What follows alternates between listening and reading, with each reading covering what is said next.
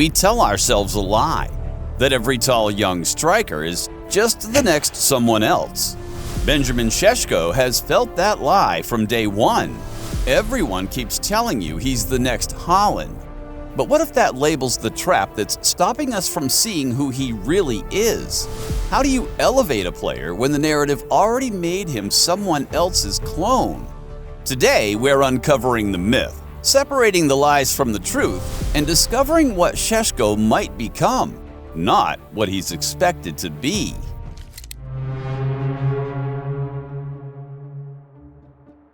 Everyone sees the same thing: two tall strikers, same towering 6'4" frame, same Red Bull system, same explosive sprints that tear open back lines. So, of course they say, he's the Haaland 2.0.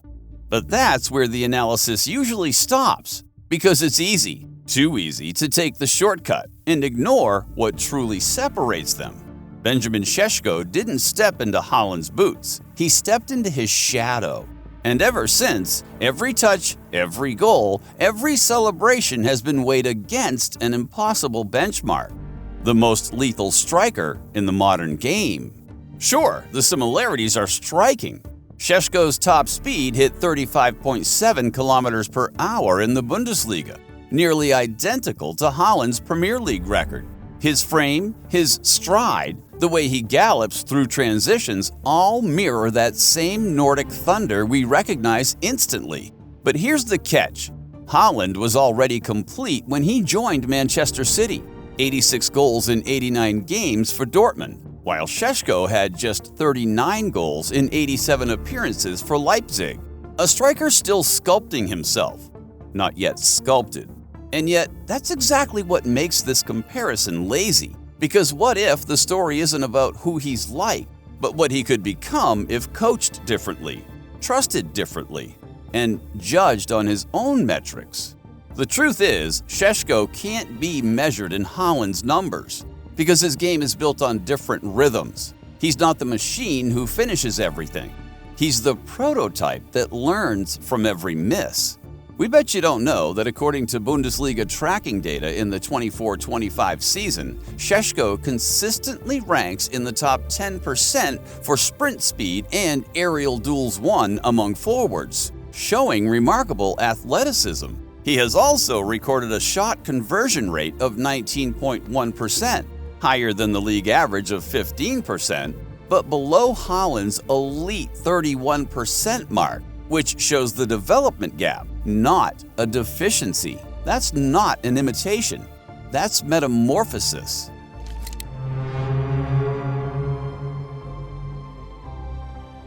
A little bit. I was born in England. Let's talk about what makes Haaland Haaland. A 6'4" force of nature who moves like a winger and finishes like a sniper.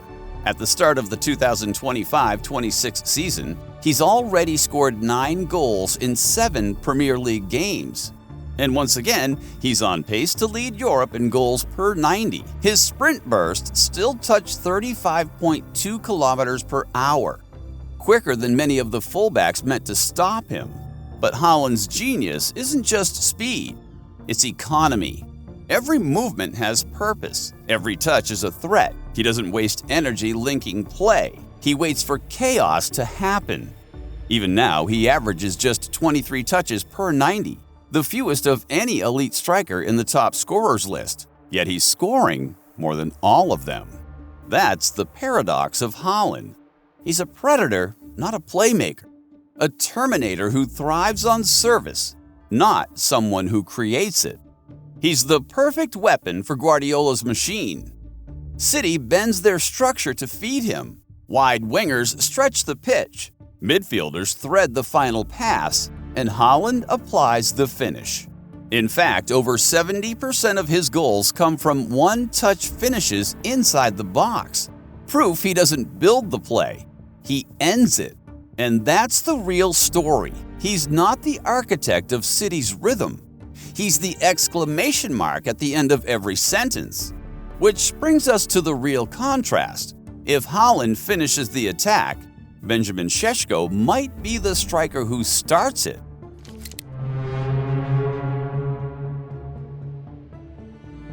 Šeško isn't just a finisher, he's a footballer.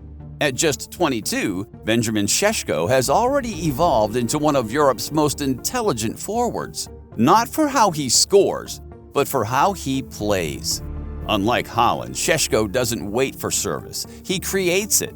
You'll find him pressing defenders, drifting into half spaces, and linking with midfielders like a false 9 disguised as a number 9.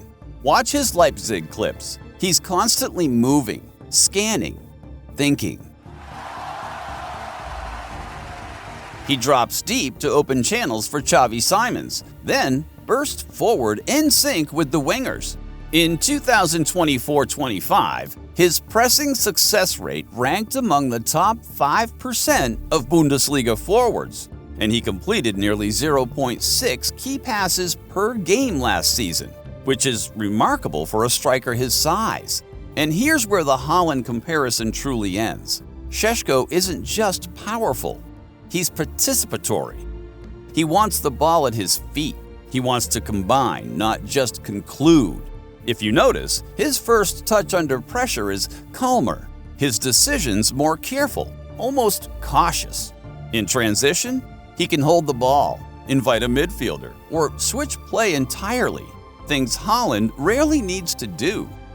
We saw how Arsenal, Chelsea, and Manchester United reportedly tracked him this past summer, not as a future project, but as a starting forward option.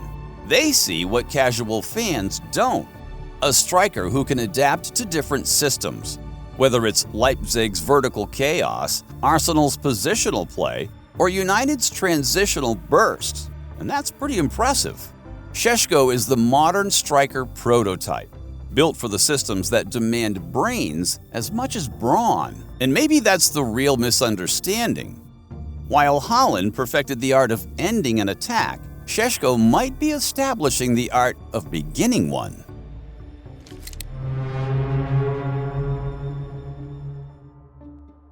Šeško isn't faster than Haaland, but he's smarter than you think. Because while Haaland bulldozes defenses, Šeško dissects them. Watch his movement in RB Leipzig's 3-3 thriller against Bayern Munich last season. Twice he fakes the central run, dragging both center backs out of position before ghosting wide to create space for Xavi Simons' cutback. It's like watching chess, not the chase. Also, what's amazing to watch is how he reads pressing cues like a seasoned midfielder, not a 22-year-old striker. When Leipzig triggers the press, Šeško doesn't sprint blindly. He angles his run to trap opponents between lines. That's why Marco Rose trusted him in a tactical setup that depends on pressing intelligence, not just athleticism. Now let's dive a little bit deeper. Did you know his defensive work rate averaged 18 pressures per 90 last season? Higher than Harry Kane or Darwin Núñez. It's proof he's as much the initiator of turnovers as he is the finisher of moves. See, Haaland finishes the final sentence. Šeško dominates the whole act together. That's the real divide.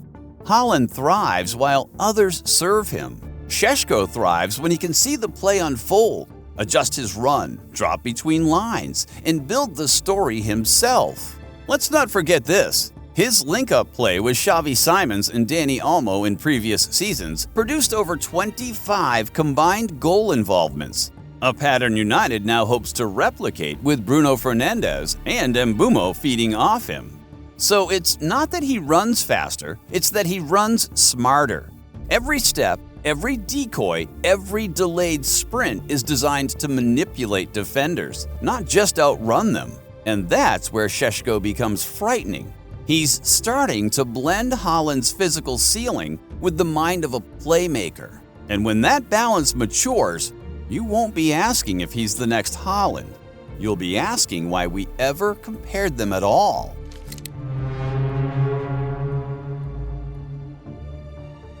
The data doesn't lie, but it doesn't tell the whole story either. Numbers can impress, but context?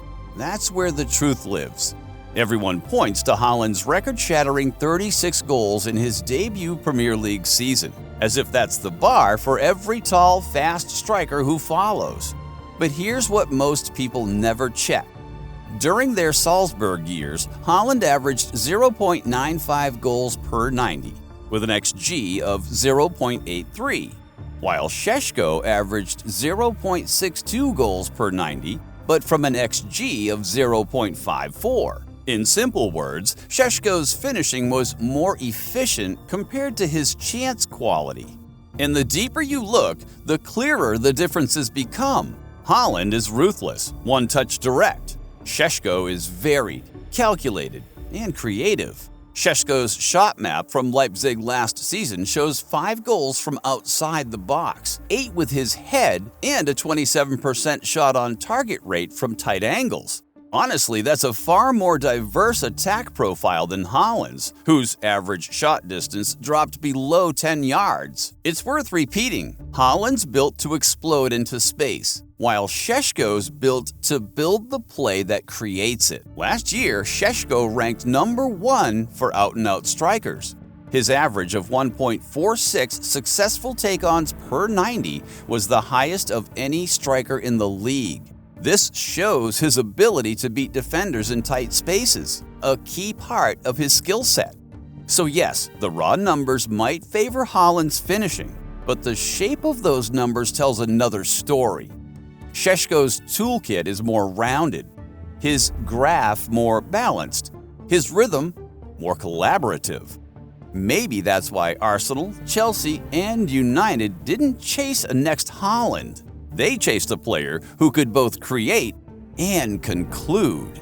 And that's where the story shifts from comparison to correction, the lies we believe.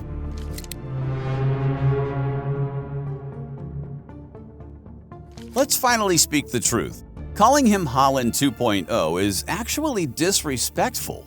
It sounds like praise, but it's really a trap. Because when fans throw that label around, what they're really saying is we only value you through someone else's shadow. And that's where Šeško's brilliance gets lost. Casual fans see a 6'4" frame, the Red Bull connection, the explosive pace, and it stops there.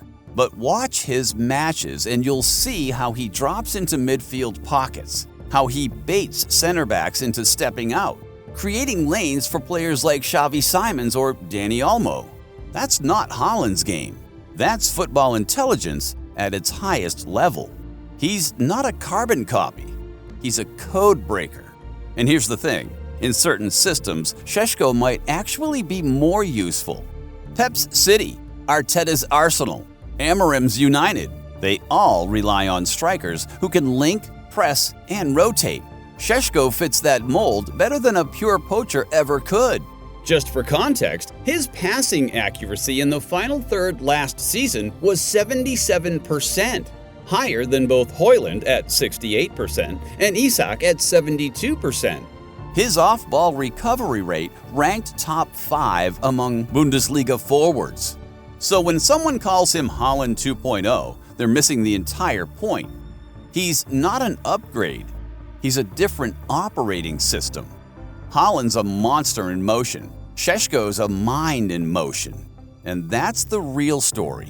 While everyone else is chasing goals, he's chasing meaning.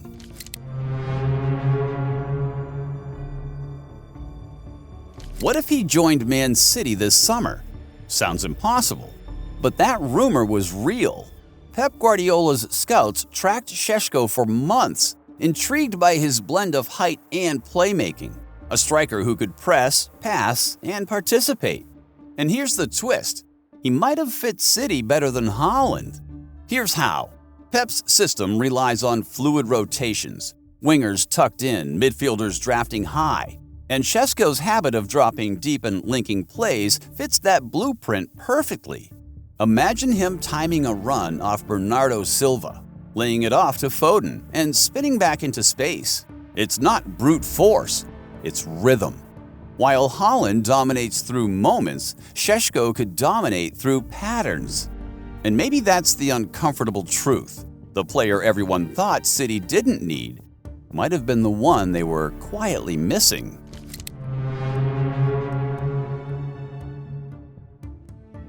Šeško isn't Haaland's clone. He might be football's next evolution. Because the game is changing. Tighter systems, faster decisions, smaller margins. And while Haaland thrives in chaos, Šeško creates clarity within them. Last season, he averaged 0.43 non-penalty goals per 90 and nearly doubled Haaland's pressing output from his Dortmund days. That rare blend, goals and graft, is exactly what modern football demands. Haaland is the hammer. Šeško is the architect. One ends the attack. The other builds it from the first touch. So next time someone calls him the next Haaland, ask them this: why would football need another Haaland when it already has its next evolution? They called him a clone. They missed the prototype. But now that you've seen the whole picture, what do you think? Is Benjamin Šeško being slept on? Or are we witnessing a new kind of striker, learning to breathe before he explodes? Let us know in the comments. And if you're new here, subscribe for more stories that look deeper. Because on this channel, we don't follow the hype. We tell the truth about football, one misunderstood play at a time.